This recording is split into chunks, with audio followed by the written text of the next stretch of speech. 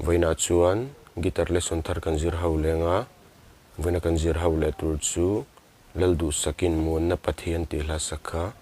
guitar Perhdan kan zir hawang he hla hi sin kan langa niama G asanga F minor A minor D minor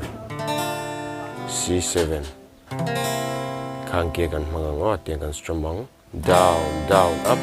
up down up Amma chu Muanna Pathian har sat lai po an nai re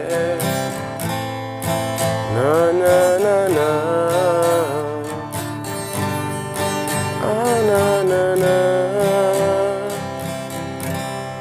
Ikhan ahlam biling karom play lenga uluk dan ilo ngai thale don nya